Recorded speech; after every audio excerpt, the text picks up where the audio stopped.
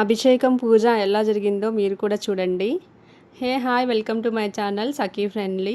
ఈరోజు సుబ్రహ్మణ్య స్వామి గుడి దగ్గర అభిషేకం చేపిస్తున్నాము మేము మా ఫ్యామిలీ అంతా కలిసి.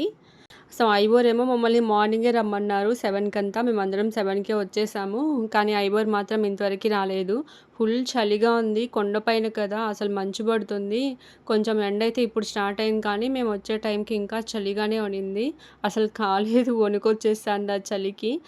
ఇంకా మేము గుడి చుట్టూ ఒక రౌండ్ వేసి వెయిట్ చేస్తున్నామన్నమాట ఐవోర్ కోసం. తర్వాత ఐవోర్ వచ్చారు, అభిషేకం అంతా కూడా స్టార్ట్ అయిపోయింది. చాలా బాగా జరిగింది అభిషేకము, ఓపిక్గా చేశారు. కానీ లోపల వీడియోస్ తీసుకోవడానికి నాట్ అలౌడ్, కెమెరా ఫోన్లు ఇలాంటివన్నీ. సో అందుకే మీరు మిస్ అయ్యారు. కానీ చాలా బాగా జరిగింది, బాగా నచ్చేసింది నాకు. ఇంకా పూజ అయిపోయింది కదా అని చెప్పి అక్కడ వెయిట్ చేస్తున్నాం బయట. ఆయన లోపలగా స్వామిని అలంకరిస్తున్నారనమాట. అందుకని చెప్పి క్లోజ్ చేశారు డోర్స్ అంతా. మేము బయట కూర్చొని వెయిట్ చేస్తున్నాము. చాలా బాగా జరిగింది. తర్వాత అక్కడే పిండి దీపాలు కూడా పెట్టమన్నారు అందరినీ, అభిషేకం చేసిన వాళ్ళందరినీ. మేమంతా పిండి దీపాలకు సంబంధించినవన్నీ కూడా తీసుకెళ్ళాము ఇంటి దగ్గర నుంచే. తర్వాత పిండి దీపాలు కూడా పెట్టుకొని అక్కడే కొద్దిసేపు కూర్చున్నాము. తర్వాత బయట వచ్చేసి ధ్వజస్తంభానికి కూడా పూజ చేసుకున్నాం అనమాట. చాలా హ్యాపీగా అనిపించింది. కానీ కొంచెం త్వరగా అయింటే బాగుండేదేమో, ఎందుకంటే ఫాస్టింగ్ ఉండాల్సి వస్తుంది కదా. చాలాసేపు ఆఫ్టర్నూన్ అయిపోయింది దగ్గర అభిషేకాలు ఇవన్నీ అయ్యే లోపల.